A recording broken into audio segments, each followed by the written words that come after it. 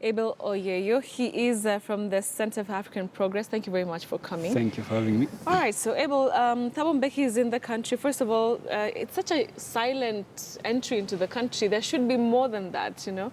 What do you think of that? Well, yeah, it's a bit low-key for such a huge figure. You know, I expected maybe to see some kind of pomp and color, but it's not there. Right. Yeah, and I think he's a low-key kind of guy. He does not like everything, the pomp and color you're talking about. Exactly. All right, so he talked about quite a number of issues in that discussion there. But what came out so strongly was that he's actually lauding South Africans for that uprising back in his country. What do you think about that? Because most leaders will always back their counterparts most of the time. Yeah, he's talking, I think he comes from a culture of resistance. His, of course, roots go back to the time of fighting for freedom in South Africa. And I think he believes in speaking out. When there's a problem, just come out and protest and demonstrate and speak out. So that is why he's, I think, saying whatever that is going on in South Africa should be supported. Because it's some kind of push against what is perceived, or it's actually what? Justice against the people. Against the people. And he's somebody known to champion democracy. Exactly. But does he talk the same? Because he spoke so strongly, does he do the same in his country against President Jacob Zuma?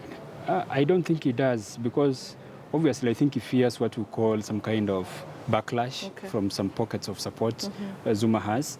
And I think he might be perceived as trying to sabotage the government. So that is the, I think, surprising part. He comes to Kenya and talks about the protests as being nice, but back home is a bit quiet. Yeah, but I don't think it's surprising for him to speak out in support of the protests. That is the kind of culture he comes from. All right. Yes. And he's saying that, you know, more and more African countries need to realize solid democracy, not the fake democracy that we keep talking about. That is it. Solid democracy across different countries. But do you think that leaders actually listen to leaders like him who've come and gone? I think, okay, there's a time that kind of statement was not so much, you know, it was not given a lot of attention.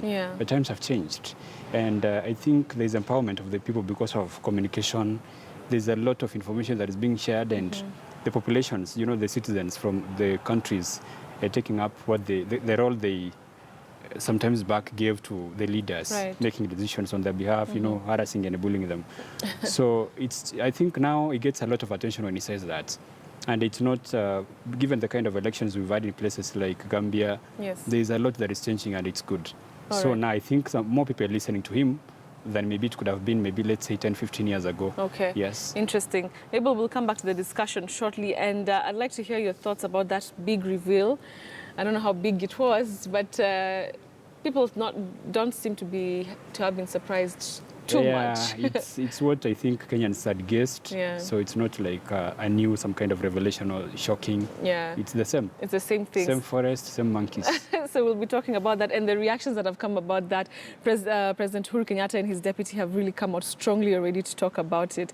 So we'll be discussing that in a few minutes. But for now, though, we continue with our coverage, and a section of Wiper leaders